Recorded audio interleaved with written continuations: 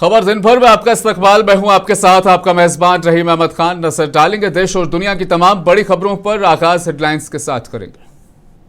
सुर्खियों को पेश करने में ताउन किया है डॉक्टर ऑर्थो ऑयल के साथ साथ डॉक्टर ऑर्थो कैप्सूल्स साथ लेना ना भूलें। बिहार के बांकीपुर से प्रशांत किशोर की जीत, मजबूत गढ़ में शिकस्त से बीजेपी हलकों में वापसी।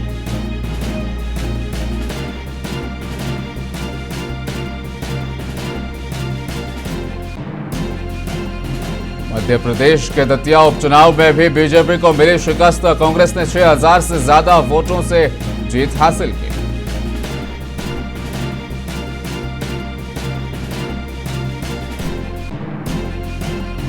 लोकसभा में सुप्रीम कोर्ट तरमीमी बिल 2026 मंजूर। जजों की मौजूदा तादाद में इजाफे के लिए लाया गया बिल।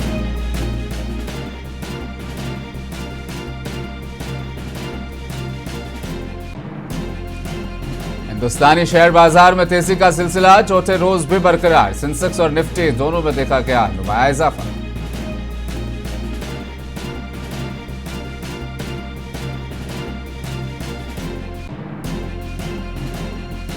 आकिब नबी डार जख्मी बुमराह की जगह टीम इंडिया में हुए शामिल। जम्मू कश्मीर के बारामूला में जश्न का माहौल।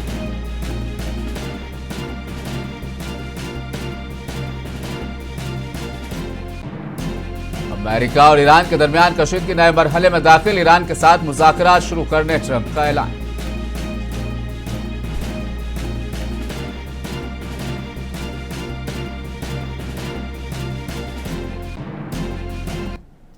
जनसुराज पार्टी के बानी प्रशांत किशोर ने बिहार के बांकीपुर सीट के ज़िमनी इंतखाब में कामयाबी हासिल की। ये सीट बीजेपी के कौमी सदर नितिन नबीन ने राज्यसभा के लिए अपने इंतखाब के बायस खाली कर दी थी।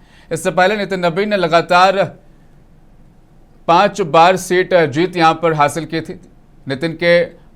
नितिन नबीन के वालिद नवीन किशोर सिन्हा बीजेपी के टिकट पर लगातार यहां से 4 बार पटना वेस्ट सीट से जीते थे। 31 साल और 9 इंतखाबात के बाद यहां बीजेपी को शिकस्त हुई है। 2025 के बिहार असेंबली इंतखाबात में एक भी सीट नहीं जीतने वाली जनसुराज पार्टी ने पहली बार जीत का मजा चखा है। प्रशांत किशोर, जिन्हें सियासी हलकों में पीके के नाम से भी जाना जाता है, हिंदुस्तान के मकबूल तरीन सियासी मुशीरों में से एक हैं।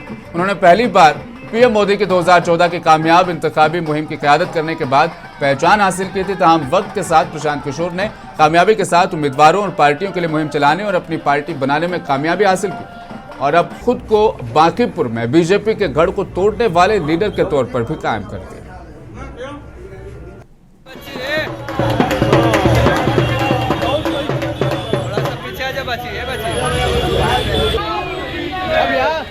अरे बीच में खा कर बोलूंगा। अरे बीच में काहे हड़बड़ा है।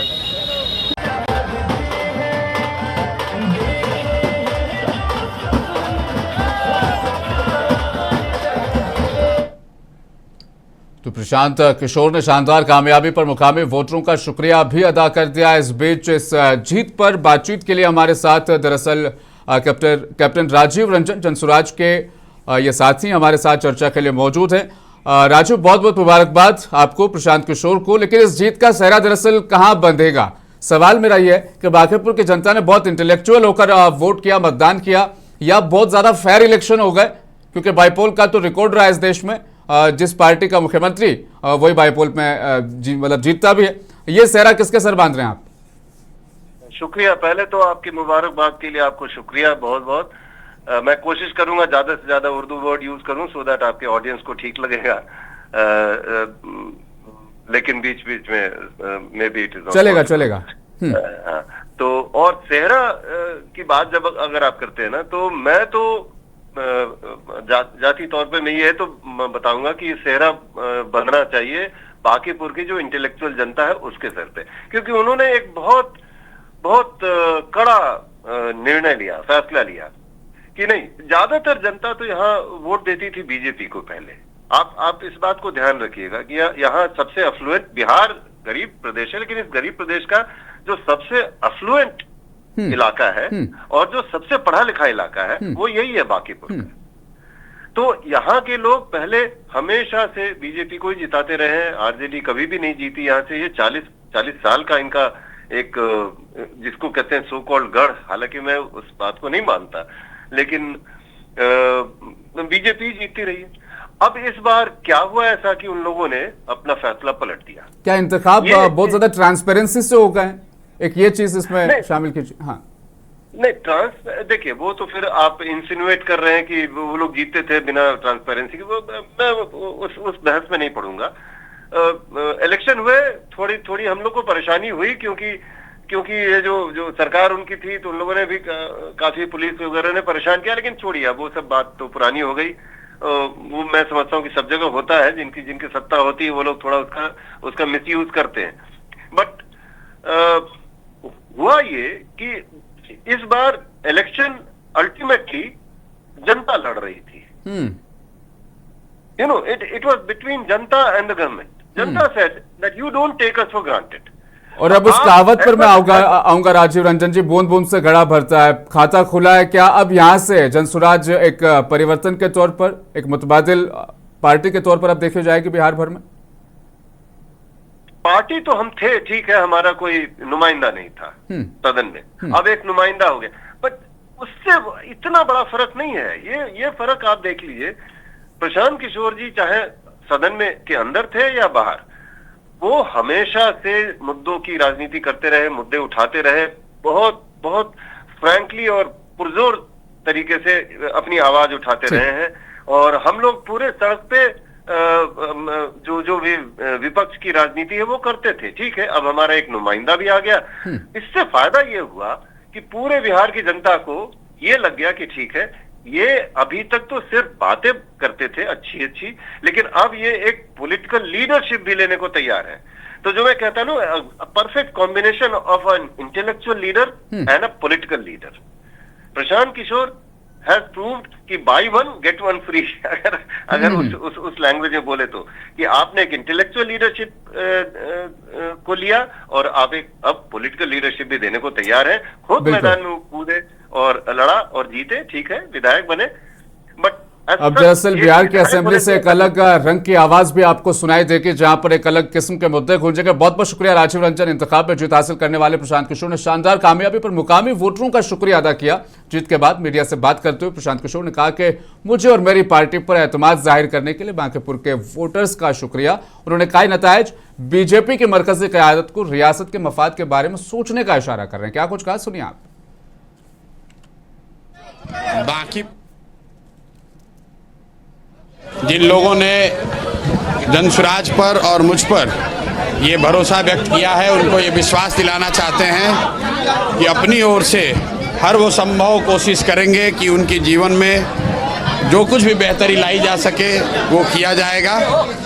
जो लोग चुनाव हार गए हैं उनको भी अपनी ओर से बधाई दे रहे हैं। लोकतंत्र है, चुनाव में हार जीत लगा रहता है, लेकिन बांकीपुर का जो चुनाव था, ये चुनाव विधायक बनाने के लिए नहीं बना हुआ था। ये पहले दिन से हम लोग कह रहे थे कि बांकीपुर का चुनाव विधायक चुनने के लिए नहीं है। ये बिहार में भाजपा एनडीए की जो सरकार है उसका जो नेतृत्व है उस पर निर्णय लेने के लिए ये चुनाव हो रहा है। और बांकीपुर की जनता ने बड़ा स्पष्ट ये अपनी ओर से और बिहार के लोगों की ओर से ये मत दिया है कि तो बांकीपुर के बाद अब मध्य प्रदेश की दतिया सीट का हाल आपको सुनाते हैं। यहाँ कांग्रेस उम्मीदवार ने जीत हासिल कर ली। इस तरह हुक्मरान बीजेपी को यहाँ बड़ा झटका लगा। कांग्रेस उम्मीदवार घनश्याम तिवारी ने 66,757 वोट हासिल किए, जबकि उनके करीबी हरीफ बीजेपी उम्मीदवार को 60,741 वोट हासिल हुए। इस तरह कांग्रेस उम्मीदवार ने 6,016 वोटों की अक्सरियत से जीत हासिल की। आजाद समाज पार्टी के जो उम्मीदवार थे उनको भी 22,000 वोट यहाँ से हासिल हुए। इस जीत पर कांग्रेस उम्मीदवार घनश्याम तिवारी ने कहा कि बीजेपी कारकुनान ने बूथ पर कब्जा करने की कोशिश की, ताहम हमने इंतजामिया की मदद से उसे रोका, जिसकी वजह से हमारी जीत यकीनी हो गई। वो बसई क्षेत्र में कमी रह गई। बसई क्षेत्र दूरस्थ क्षेत्र है, अलग क्षेत्र है।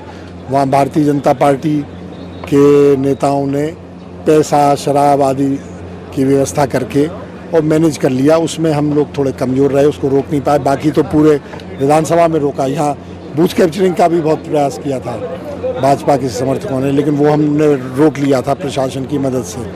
वहाँ समझ में नहीं आई बात और अंदरूनी बात चलती रही। कैसे चलती रही इसकी हम लोग जांच करें।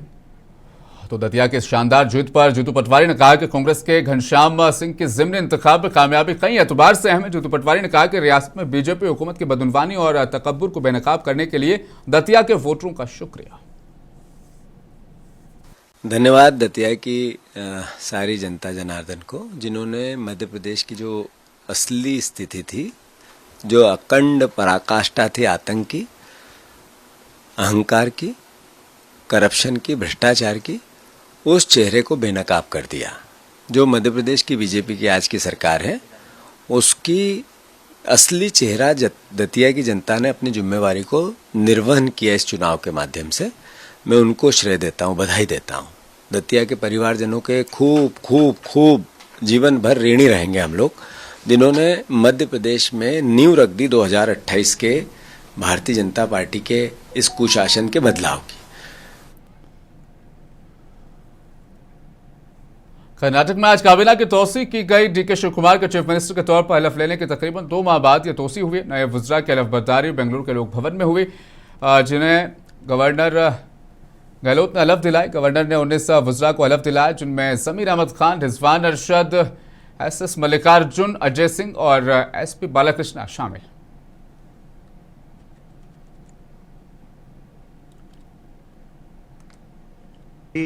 ज़मीर अहमद ಖಾನ್ ಇವರನ್ನು ನೂತನ ಸಚಿವರಾಗಿ ಅಧಿಕಾರ ಪದ ಮತ್ತು ಗೌಪ್ಯತಾ ಪ್ರಮಾಣ ವಚನವನ್ನು ಸ್ವೀಕರಿಸಲು ವೇದಿಕೆಗೆ ಆಹ್ವಾನಿಸುತ್ತೇನೆ।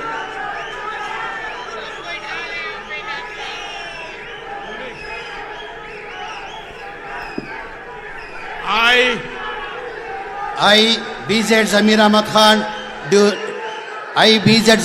Khan, do swear in name of Allah and my mother solemnly affirm that I will bear true faith. सदर जमहूरिया द्रौपदी मुर्मू ने आज ओडिशा के कटक के करीब बनारा में जगत गुरु कृपालु यूनिवर्सिटी का इफ्तिताह किया। सदर जमहूरिया इस वक्त ओडिशा के 3 रोज़ा दौरे पर हैं। सदर जमहूरिया ने रियासती रहनुमाओं के साथ मिलकर इदारे के असीमुशान इफ्तिताह की याद में एक पौधा भी लगाया।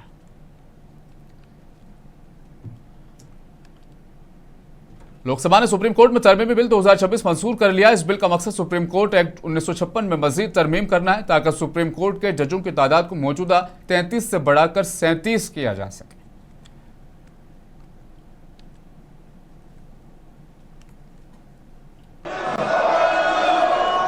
आज इस महान सदन में आगरा में सावन के पहले पीर के मौके पर ऑल इंडिया हिंदू महासभा की 11 खवातीन कारकुनान का कावड़ लेकर ताजमहल वो खवातीन पहुंच गई और ताजमहल को तेजो महल करार देते हुए जलाभिषेक की इजाजत का मुतालबा किया। तहम सिक्योरिटी फोर्सेस ने उन्हें मगरबी गेट से पहले ही रोक दिया। बाद उन्हें राजेश्वर मंदिर ले जाया गया, जहां उन्होंने जलाभिषेक किया। याद रहे कि ताजमहल की मिल्कियत और इसकी तारीखी हैसियत से मुतल्लिक मुख्तलिफ दावे पहले अदालत में ज़ेर समाअत हैं। ऐसे में ताजमहल में मजहबी रसूमात अदा करने की कोशिश को बाज़ हल्के अदालती अमल और कानून की रूह के मुनाफी करार दे रहे हैं।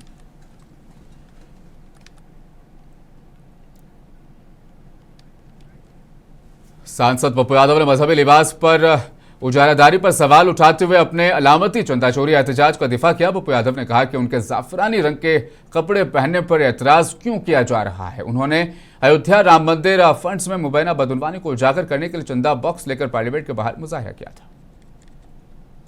अच्छा, एक बात बताइए, सदन के बाहर ये लॉ नहीं है मेरा, हम बात करें, सदन में LOP को बोलने नहीं देंगे, बाहर गोली मारेंगे और चंपत राय चोरी करेंगे, गोविंद गिरी चोरी करेंगे, हनुमान को नचाएंगे, राम को गुड्डी में उड़ाएंगे, सनातन के विचारों पर हमला करेंगे, 100 करोड़ के आस्था पर हमला करेंगे और उसके बाद राहुल गांधी जी, अखिलेश जी, प्रियंका जी। कॉमनवेल्थ गेम में हिंदुस्तानी खिलाड़ियों की शानदार कारकर्दगी पर पार्लियामेंट में उन्हें मुबारकबाद दी गई। कार्रवाई के दौरान स्पीकर लोकसभा ओम बिरला ने कॉमनवेल्थ गेम्स में मेडल जीतने वालों को मुबारकबाद दी।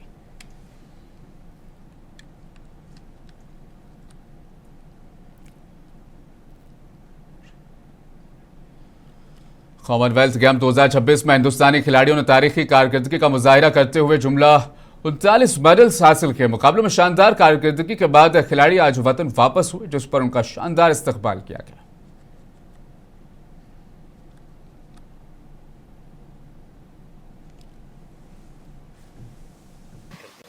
जी सफल तो मतलब सफलता के पीछे बहुत सारे स्ट्रगल्स है और साथ में स्ट्रगल्स के साथ साथ जो स्ट्रगल करे है वो भी मेरे साथ में ही है। मेरे पापा, मेरे मम्मी और सारे मेरे राजनांदगांव वासी।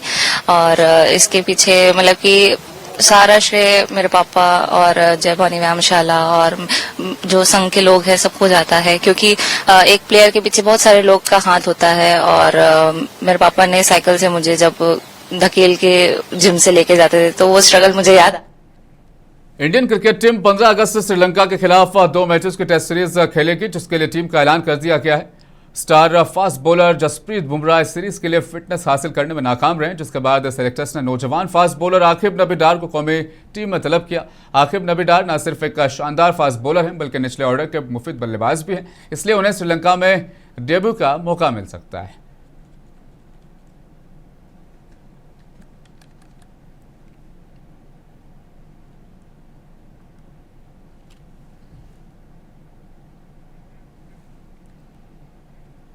रेसलिंग फेडरेशन ऑफ इंडिया के साबिक सदर बृजभूषण शरण सिंह को बरी किए जाने के अदालती फैसले के खिलाफ मुतासिरा खवातीन पहलवानों ने अपील दायर करने का ऐलान किया। देखिए यह तफसीली रिपोर्ट।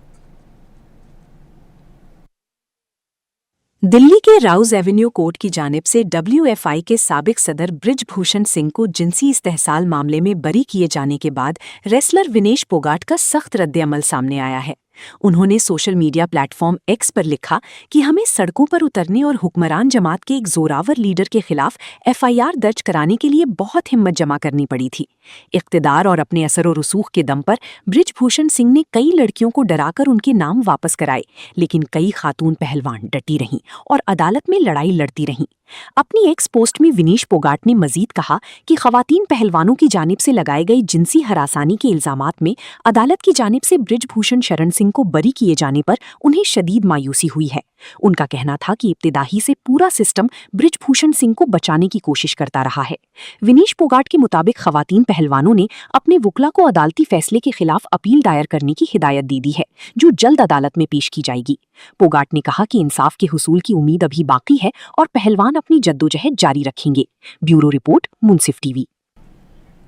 अमेरिका और ईरान के दरमियान कशीदगी एक नए मरहले में दाखिल होती दिखाई दे रही है। एक तरफ अमेरिकी सदर डोनाल्ड ट्रंप ने ईरान के साथ नए मुज़ाकरात शुरू होने का ऐलान कर दिया, तो दूसरी जानिब तेहरान ने वाज़ेह किया कि उस वक्त वाशिंगटन के साथ कोई बराह रास्त मुज़ाकरात नहीं हो रही है, बल्कि ओमान से बातचीत का सिलसिला जारी है।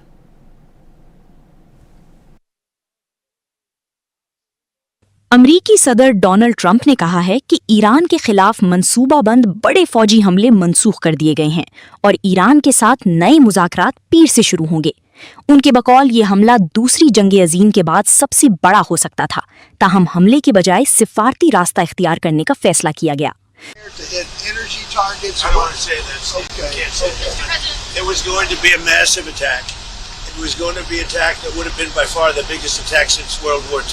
But they've asked us not to do it.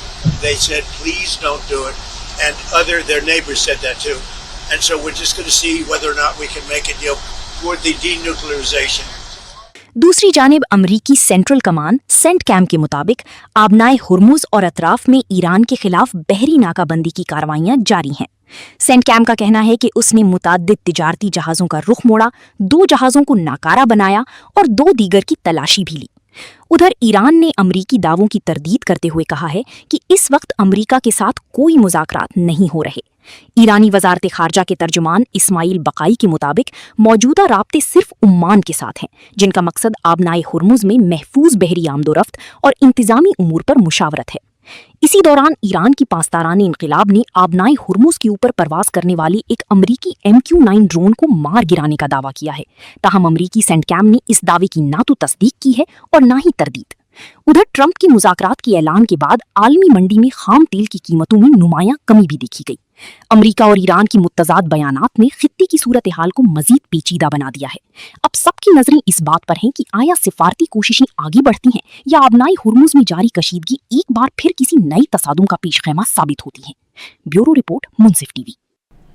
अमेरिकी रियासत मिशिगन में डेमोक्रेटिक सीनेट प्राइमरी इंतखाबात के लिए इंतखाबी मुहिम अपने आखिरी मरहले में दाखिल हो गई। उम्मीदवार अब्दुल सईद और कांग्रेस रुकन की हिमायत हासिल करने के लिए घर घर जाकर यूनियनों से और मजदूरों से रब्ता तेज कर दिया। अब्दुल सईद मुआशी मसावात, सेहत और तालीम जैसे मसाइल को अपनी मुहिम का हिस्सा बना रहे हैं।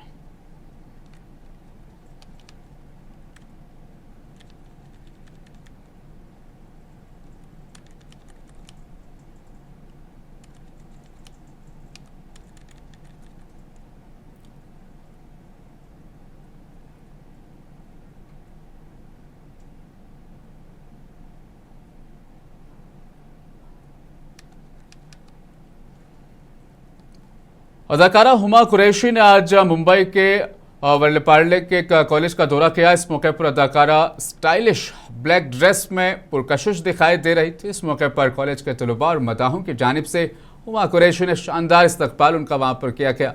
वाज़ेह है कि हुमा कुरैशी इस वक्त कई प्रोजेक्टों में मसरूफ है।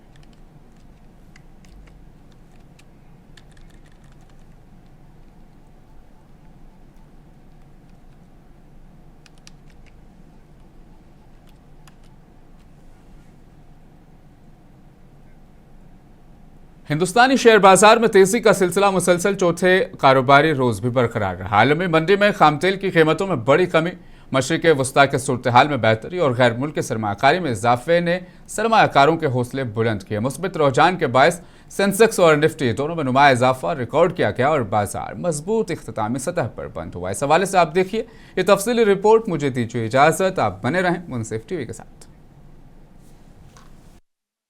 पीर के रोज कारोबार के पहले दिन मुंबई के शेयर बाजार में खरीदारों का पलड़ा भारी रहा, जिसकी बाइस बंबई स्टॉक एक्सचेंज का सेंसेक्स 544 पॉइंट्स के इजाफे के साथ 78,639 पर बंद हुआ, जबकि नेशनल स्टॉक एक्सचेंज का निफ्टी तकरीबन 1.6% इजाफे के बाद 24,774 की सतह तक जा पहुंचा। इस मुस्बत रुझान की बुनियादी वजह आलमी मंडी में खाम तेल की कीमतों में नुमाया कमी और मशरिक़ वस्ता, अमरीका और ईरान के दरमियान कशीदगी में वक्ती कमी को करार दिया जा रहा है। ब्रेंट खाम तेल की कीमत तकरीबन 5% कमी के बाद $83 फी बैरल से भी नीचे आ गई, जिससे तवानाई पर इन्हिसार करने वाली मईशतों खुसूसन हिंदुस्तान के लिए साजगार माहौल पैदा हुआ।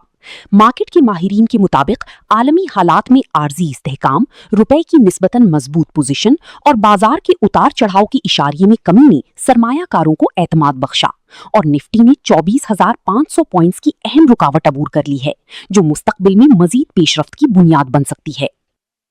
The markets have become a mirror of geopolitical situation in Iran, and as POTUS decided to pause further escalation, markets gave it a thumbs up and jumped close to 200 points early in the morning. Market is just short of an important level, which is 24,800, but has cleared a major barrier which was placed at 24,500, and this is something that we've been waiting. Markets have attempted couple of times to cross 24,500 but failed, but today's attempt is a significant one, and it is completely and purely born out of geopolitical situation. The USD INR rate is hovering about 79. The crude oil, the USD INR rate is hovering about 95 odd rupees. The crude oil is hovering about 79 bucks, and India VIX, which is just under 12. So this speaks of a lot of stability in the market. Market में आज गैर मुल्की सरमायाकारों ने भी हिंदुस्तानी हिस्स में सरमायाकारी जारी रखी, जिससे बाजार की मुस्बत रुझान को मजीद तकवीयत मिली, जिसके नतीजे में InterGlobe aviation, Tata consultancy services, Infosys, ITC और एक्सिस बैंक के हिस्स नुमाया इजाफे के साथ बंद हुए, जबकि सन फार्मा, हिंदुस्तानी एयरटेल, मारुति और टाटा स्टील कुछ दबाव का शिकार रहे। तज्जियाकारों का कहना है कि अगर आलमी सतह पर जुग्राफियाई कशीदगी काबू में रही और खाम तेल की कीमतें मुतदिल रहीं, तो हिंदुस्तानी शेयर बाजार में ये मुस्बत रफ्तार आइंदा दिनों में भी बरकरार रहने का इम्कान है। ताहम आलमी हालात पर सरमायाकारों की नजरें बदस्तूर मरकूज रहेंगी। ब्यूरो रिपोर्ट, मुनसिफ टीवी।